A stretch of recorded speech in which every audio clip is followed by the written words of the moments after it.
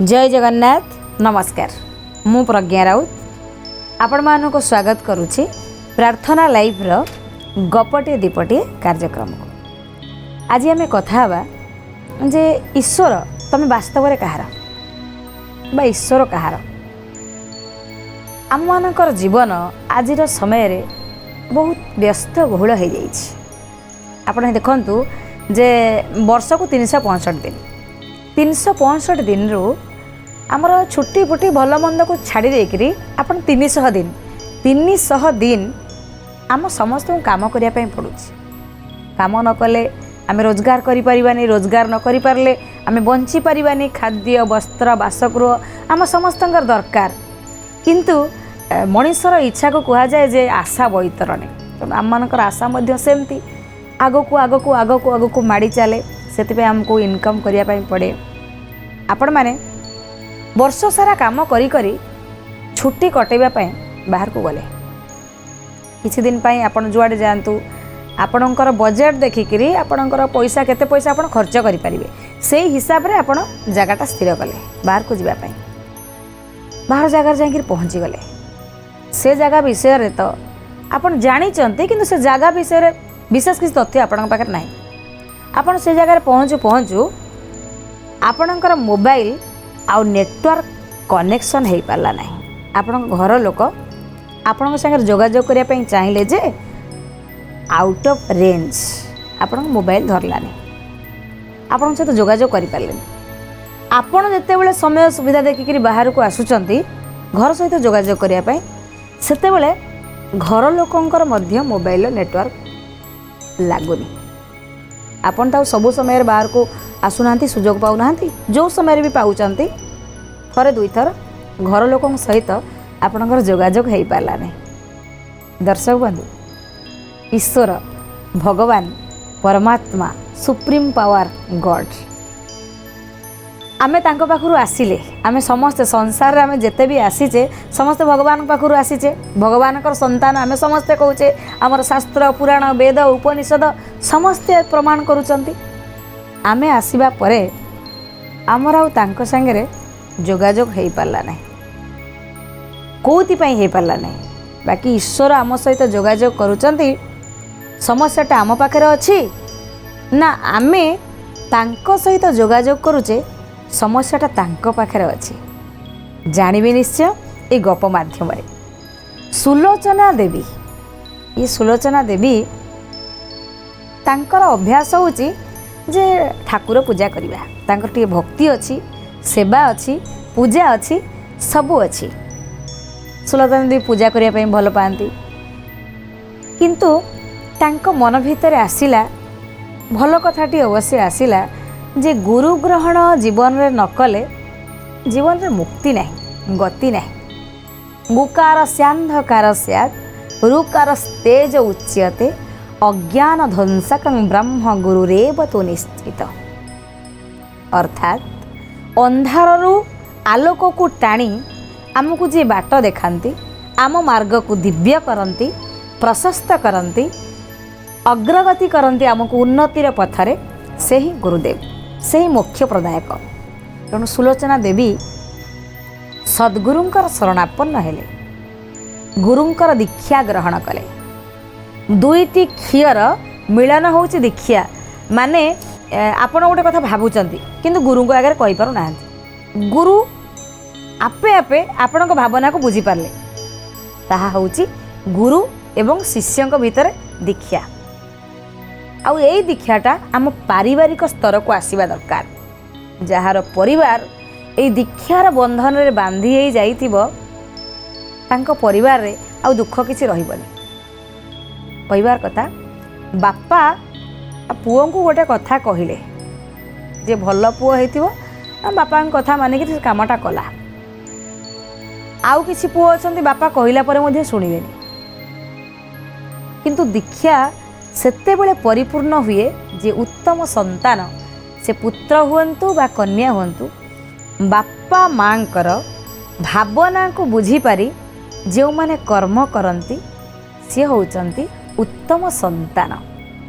तेणु ये मध्य दीक्षा ए परिवार भितर केवल जे बापा माँ ता नुहंती पुओ झियो भाई भौणी पति पत्नी समस्तଙ୍କ ଭିତରେ ଯେତେବେଳେ ଏଇ ଦୀକ୍ଷାର ସମ୍ବନ୍ଧ ଦ୍ୱାରା ଆମେ ଅନୁବନ୍ଧିତ ହେଇଯାଉ, ଆପଣମାନଙ୍କ ଭିତରେ ଏଇ ପରିବାର ଯେତେବେଳେ ଦୀକ୍ଷା ସୃଷ୍ଟି ହେବ, ଆପଣ ଚିନ୍ତା କରନ୍ତୁ ସେତେବେଳେ ଆପଣଙ୍କ ପରିବାରଟା କେତେ ସୁନ୍ଦର ହେଇଯିବ, କେତେ ମଧୁର ହେଇଯିବ।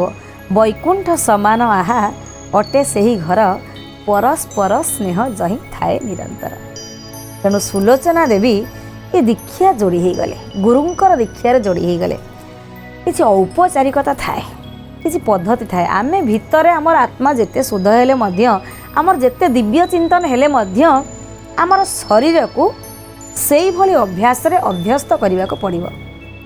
ଠିକ୍ ସମୟରେ ସ୍ନାନ କରିବା, ଠିକ୍ ସମୟରେ ଧ୍ୟାନ କରିବା, ଠିକ୍ ସମୟରେ ଅର୍ଚ୍ଚନା କରିବା, ଠିକ୍ ସମୟରେ ପ୍ରାର୍ଥନା କରିବା ଗୁରୁ ଦୀକ୍ଷାର ନିୟମ। ସମସ୍ତ ଯାହା ଯାହା ବିଧିବିଧାନ ଅଛି ଗୁରୁ ସୁଲୋଚନା ଦେବୀଙ୍କୁ କହିଦେଲେ। ଦର୍ଶକ ବନ୍ଧୁ, ସୁଲୋଚନା ଦେବୀ ଦୀକ୍ଷା ଗ୍ରହଣ କରିସାରିବା ପରେ ତାଙ୍କର ଶରୀରଟା, ତାଙ୍କର ଶାରୀରିକ କାର୍ଯ୍ୟକଳାପ ସବୁ ଉନ୍ନତିର ମାର୍ଗକୁ ଗଲା, କିନ୍ତୁ ତାଙ୍କର ମାନସିକ କାର୍ଯ୍ୟକଳାପ ଧୀରେ ଧୀରେ ଅବନ୍ନତି ଆଡ଼କୁ ଗତି କଲା। କହିବାର କଥା ଯେ ତାଙ୍କ ମନ ଭିତରେ ଗୋଟେ ଅହଙ୍କାର ବସା ବାନ୍ଧିଲା ଯେ ଆମ ଗାଁରେ ଏତେ ମହିଳା ଅଛନ୍ତି, କେହି କ'ଣ ଗୁରୁ ଦୀକ୍ଷା ଗ୍ରହଣ କଲେ, ତାଙ୍କର ସେ ଭାଗ୍ୟ କାହିଁ? ମୋ ଭଳି ଗୋଟେ ପୁଣ୍ୟବାନ ଲୋକ, ମାନେ କିଛି ଲୋକ ଥାଆନ୍ତି ନିଜେ ନିଜକୁ ଗୋଟେ ଡିଣ୍ଡିମ ପିଟନ୍ତି, ଆମେ ପୁଣ୍ୟବାନ ଲୋକ, ଆମେ ଭଲ ଲୋକ, ନିଜେ ନିଜର ପ୍ରଶଂସା କରିବାରେ କେତେ ବଡ଼ ବୋକାମି, ସେ କଥା ସେ ବୁଝିପାରନ୍ତି ନାହିଁ। ସେ ମନେ ମନେ ଭାବିଲେ ଆଉ ଯାହା ହଉ, ମାନେ ମୁଁ ଗୋଟେ ଭଲ ଲୋକ ହେଇଥିବାରୁ, ମୁଁ ପୁଣ୍ୟବାନ ଲୋକଟି ହେଇଥିବାରୁ ମୋତେ ଗୁରୁ ଦୀକ୍ଷା କରିବାର ସୁଯୋଗ ମିଳିଲା। ଏଇ ଯେଉଁ କଥାଟି, ସେ ଭାବନା ତାଙ୍କ ମନ ଭିତରେ ଆସିଲା, ସୁଲୋଚନା ଦେବୀଙ୍କର ଅନ୍ୟମାନଙ୍କ ପ୍ରତି ତାଙ୍କର ଗୋଟେ ହିଂସା ଭାବ, ଅନ୍ୟମାନଙ୍କୁ ଛୋଟ ଦେଖିବା। ଦର୍ଶକ ବନ୍ଧୁ, ଭଗବାନଙ୍କୁ ଭଲ ପାଇବା ତ ବହୁତ ପରର କଥା, ଭଗବାନଙ୍କୁ ପାଇବା ତ ବହୁତ ପରର କଥା। ତାର ପ୍ରାରମ୍ଭିକ ପର୍ଯ୍ୟାୟ, ଯେଉଁମାନେ ମଣିଷକୁ ଭଲ ପାଆନ୍ତି ନାହିଁ, ଯେଉଁମାନେ ମଣିଷଙ୍କ ସହିତ ଭଲ ବ୍ୟବହାର କରନ୍ତି ନାହିଁ, ସେ ଭଗବାନଙ୍କୁ କେବେ ଭଲ ପାଇବେନି। ଈଶ୍ୱରଙ୍କର ସୃଷ୍ଟି ଅମୃତମୟ, ଆମେ ସମସ୍ତେ ଅମୃତର ସନ୍ତାନ। ସତ୍ୟ, ଶାନ୍ତି, ଦୟା, କ୍ଷମା, ପ୍ରେମ, ଇଏ ସବୁଯାକ ଗୁଣ ଆମ ଭିତରେ ଯଦି ପ୍ରକାଶ ନ ପାଇବ, ତାହେଲେ ଆଉ କାହା ଭିତରେ ପ୍ରକାଶ ପାଇବ? ଆମେ ପରା ଈଶ୍ୱରଙ୍କର ଶ୍ରେଷ୍ଠତମ ସୃଷ୍ଟି। ମଣିଷ ନିଜକୁ ଗର୍ବ କରେ ଯେ ଆମେ ଈଶ୍ୱରଙ୍କର ଉନ୍ନତ ସୃଷ୍ଟି, ଶ୍ରେଷ୍ଠ ସୃଷ୍ଟି। ମନୁଷ୍ୟ ଦେହେ ଦିବ୍ୟ ଜ୍ଞାନ ଦେଖି ସନ୍ତୋଷ ଭଗବାନ।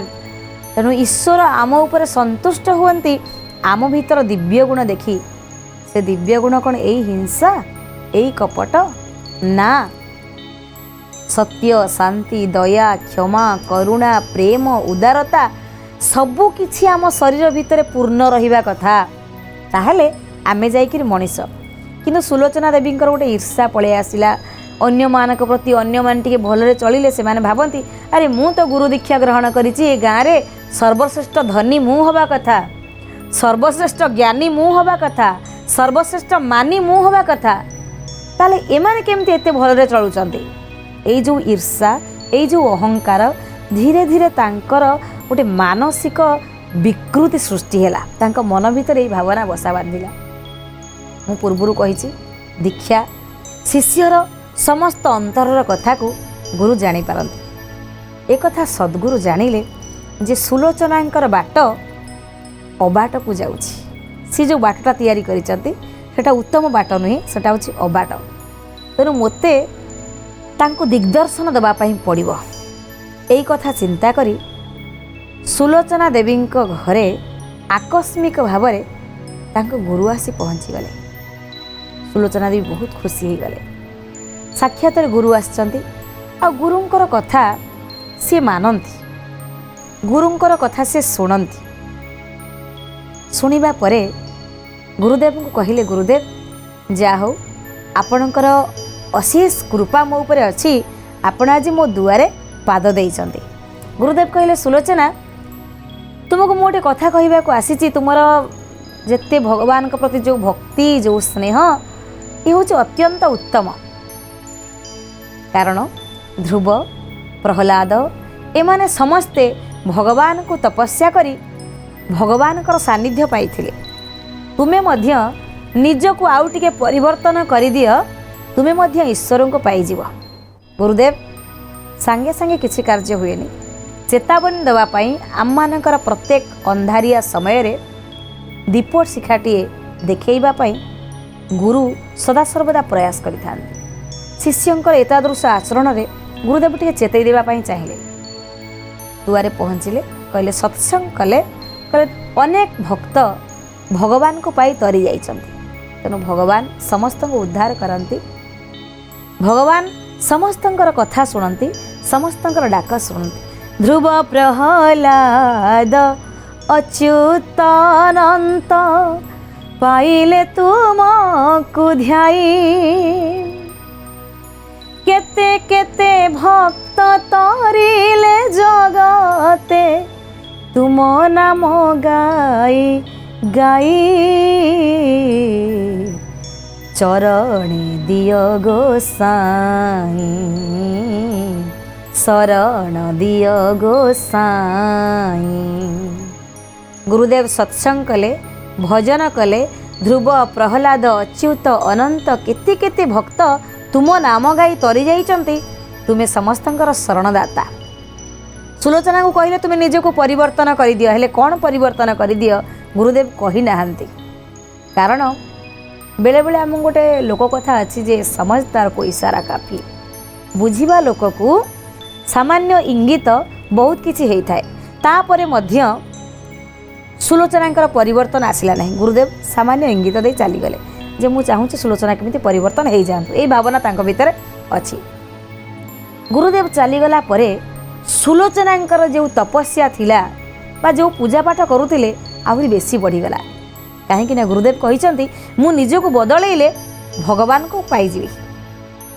निजको बदलैया चाहिए माने ए भीतर गुण को बदलैया तांको भीतर आ चेतना आसिला नहीं।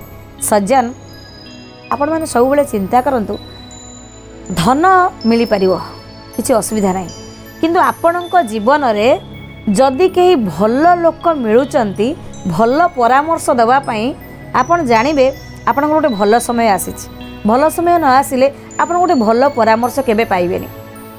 गोटे भल भल उपदेश अनेक टंकाठू बेसी मूल्यवान। ये गोटे भल उपदेश आम जीवन में अनेक किछि परिवर्तन करिथाए। सुलोचना किंतु गुरुंकर ये इंगित को बुझी पारले नहीं। जतिक समय से पूजा करुथिले तांकर पूजा करिवार समयटा को आउ टिके बढ़ाई देले, ध्यान कले, प्रार्थना कले, जप मध्य कले, किंतु तापरे मध्य सुलोचनांकर किछि परिवर्तन हैला नहीं। गुरुदेवंकर बारंबार दृष्टि अच्छी सुलोचनांक उपरे। कारण आपण भावंतु नहीं जे शिष्य हैला परे आपणकर दायित्वटा अधिक बढ़ी जाए बोली। वास्तव में अधिक दायित्व गुरुंकर थाए। कहीं ना जो माने तांकर शिष्य होइथांती तांको सत् पथ को नबार दायित्व तांको मुंड उपर थाए। सी सबुले तांकरी कथा चिंता करुचंती। गोटे छोट छुआ दांडरे खेलुची, तार चिंता अच्छी कि गाड़ी पलि आसो, गाड़ी पिटिदेव मते कि कौन बाधा विघ्न आसो। से छोट छुआर चिंता न थाए आज्ञा, चिंता कार थाए ता बापा माँ ई मो छुआ कुआड़े गला, कौन खाइला, कौन कला, कौन नहीं। आज्ञा ठीक सही परि भाबरे गुरुंकर मध्य तांको संतान तांको शिष्य शिष्यांक प्रति सेमती नजर थाए। मो पिला काले केतेबेले अबाट को पलैबे कि, काले केतेबेले नर्क आड़ को टाणी हो जिवे कि, ये जो गुरु दायित्वटा गुरुंक ऊपर थाए। गुरु सबले चिंतार थिले। दिने कहले ना आज मते पुनर्बार सुलोचना घर को जीवाई पड़ो। गुरुंकर कौन तुलना अच्छी? गुरु महापुण्यर फल, गुरु गंगा नदीर जल परि पवित्र। गुरुंकर शेष नहीं कि गुरुंकर आरंभ मध्य नहीं। गुरु ही महाईश्वर, समस्त ईश्वरंकर समाहार मूर्ति। आजी गुरु को देखी सुलोचना आखिरु ठक ठक लुह गड़ीगला। गुरुदेव आपण तो कही भक्ति रे ईश्वर मिलती बोली तामाने ईश्वर निहाती स्वार्थपर। ताले मु तो तपस्या करुची, मु तो उपासना करुची, मु तो पूजा करुची, ईश्वर काहेकि मिलुनाहांती? ईश्वर तुम्हें कहार तुम्हें? मु भी तो गोटे भक्त ना।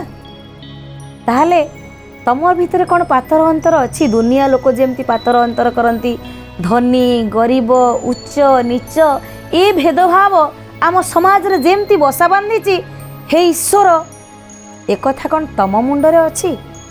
दर्शक बंधु, गाउली माटीए साधारण माटीए कुसंगरे पड़ी कौन सी कारणवशत हिंसा कपट सिना तार मनरे अच्छी, किंतु भगवान को पाइबा पाई व्याकुलता मध्य तांको हृदय रे अच्छी। आखिरु लुह गड़िला। ताले गुरुदेव ईश्वर कौन मो ऊपर पातर अंतर करुचंती? तांको भितर कौन ये उच्च नीचर मनोभाव अच्छी? ताले काहेकि मु तांको देखि पारुनी? तांको पाई राति राति अनिद्रा है दीप जलुची, हेले ईश्वर को देखि पारुनी। गुरुदेव कहले सुलोचना, मु आज तुम हाथरू किसी खाई प्रसाद पाइबा पाई चाहे, मु एठी भोजन करिया पाई चाहे। सुलोचना खुशी रे पाद तले लागिलानी। सुलोचना कहले गुरुदेव मोर परम सौभाग्य, मु आज निज हाथ रे आपण जहा जहा व्यंजन ग्रहण करिबा पाई भल पाती मु निश्चय निज हाथ रे रोषेई करिवि। सांगे सांगे गुरु को पाद हाथ धोई देकरी आसन रे बसई विश्राम कले। कहले आपण विश्राम करंतु, मु निज हाथ रे रोषेई करी आपण को भोजन करेबी। गुरुदेव विश्राम कले। सुलोचना तांकर मन ध्यान देकी रोषेई करुचंती, तांको पाद आदि तले लागुनी। गुरुदेव आसीचंती बोली जेतेबेले तांकर व्यंजन सब सरीगला, सुलोचना देवी परसिबा पई बाहरले। गुरुदेव को डाकिले। गुरुदेव हाथ मुह धोई आनले। सुंदर सुंदर नुआ पात्र गुरुंको पई बाहर करी आनले। कहले गुरुदेव आपण बसंतु। जेतेबेले नुआ नुआ पात्र रे रोषेई घर गुरुंको पई खाद्य आनिके आसिले, गुरुदेव कहले सुलोचना ए कौन? मु ए पात्र रे भोजन ग्रहण करि परिबि नै। सुलोचना आश्चर्य हो गले। कहले गुरुदेव ताहले कोथिरे आपण भोजन करिवे? कदली पत्र नै आसीबे? गुरुदेव कहले ना, सेथिरे भी भोजन करिबि नै। ताहले कोथिरे आपण भोजन करिवे? गुरुदेव तांकर जो मुणी थिला से मुणी रु गोटे माटी रे तैयारी हेतिबा पात्र को बाहर कले। आग समय रे माटी पात्र थिला, आम मानकर माटी घर थिला, माटी हांडी रे आमे रोषेई करुथिले, माटी माठिया रे आमे पानी पिउथले।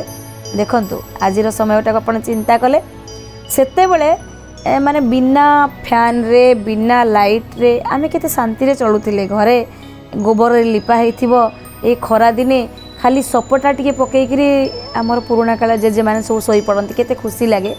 आजिर समय रे आपन केमती लगुच फरकटा आपन देखते। जो मैंने आमर पुराणा कालिया बा पुराणा समय बापा मैंने सब बसी थे से पिला बेलू को अनुभव करंतु।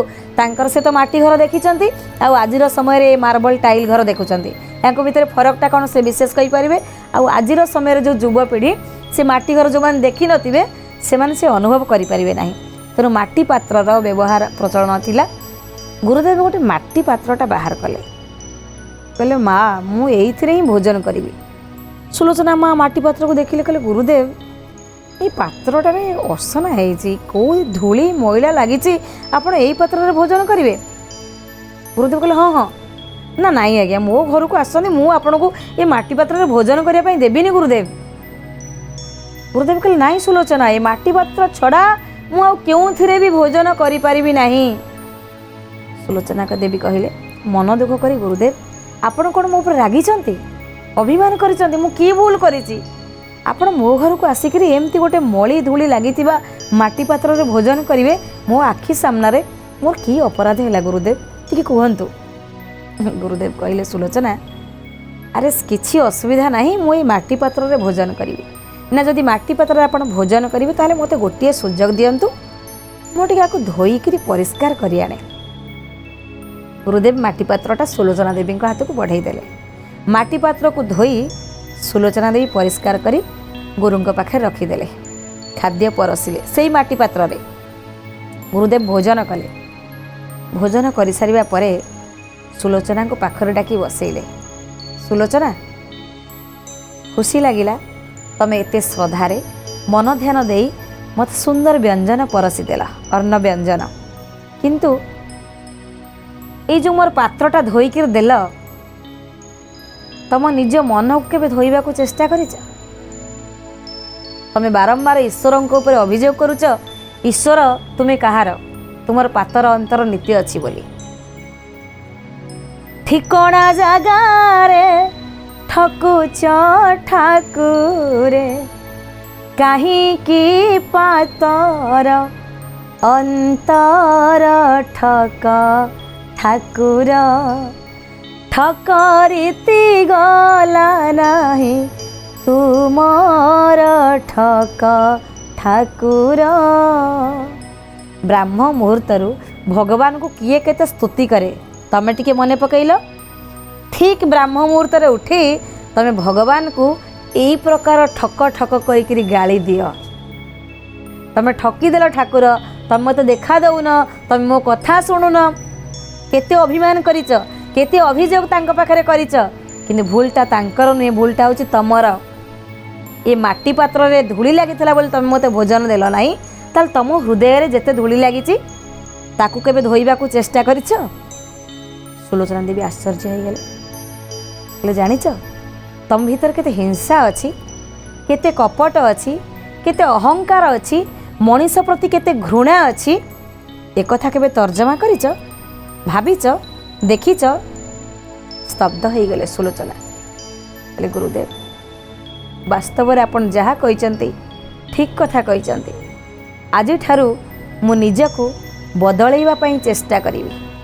सुलोचना देवी यही कथा भाभी अभ्यास कले, कहा को हिंसा करी नहीं, कहा प्रति कपट करी नहीं। मनीष को भल न पाइले ईश्वर को भल पाई हुए नहीं। यह हूँ आजिर गुरुंकर नीति शिक्षा। धीरे धीरे धीरे धीरे सुलोचना देवी परिवर्तन हो गले। तांको गाँर जो महिला मानकु से ईर्षा करुथिले, नीच भावुथिले, तांको सहित गोटे सुंदर संपर्क आरंभ होला। किछि दिन परे सुलोचना देवी संपूर्ण रूप से परिवर्तन हो तांको अन्य गाँर अन्य महिला मानक सहित गुरुदेव पाखरे पहुँचिले। कहले गुरुदेव, आपण ही मोते शासन करिचंती, आपण ही मोते त्राण करिचंती, आपण मोते उद्धार करिचंती। तेणु मो भीतर हिंसा कपट दूरेइबा पई आपण जो परामर्श देइचंती, एबे आपण निजे आखि सामने रे मोते परखि नियंतु। गुरुदेव आशीर्वाद कले, सुलोचना एबे मृत्यु परे तुमे निश्चित भाव में भगवानकर सानिध्य लाभ करिवो। एहा तुम गुरुंकर आशीर्वाद। दर्शक बंधु, तेणु बेले बेले आम मानक भितर मध्य एमती गोटे भावना बसा बांधे जे आमे भगवान को पाइबा, आमे निष्ठार रहीचे माने भगवान को पाइबा, आ भगवान देखा नदेले भगवान को ऊपर दोष लदी देबा। तेणु एभली केबे करिबा नाही। आम भीतर रीति नीति चाली चरण आचरण ए सब को मार्जित कला परे आमे निश्चित भाव में ईश्वरंकर सानिध्य लाभ करिबा। ईश्वर समस्तंकर, ईश्वर आपणंकर, मोर ए संसार रे जेते आमे अच्छे समस्तंकर होउचंती ईश्वर। से समस्तंक पई समान। एबे तो समय हो जाइछि। समस्तंकर शुभकामना करी आजिर अध्याय को आमे एठी रखुछु। नमस्कार।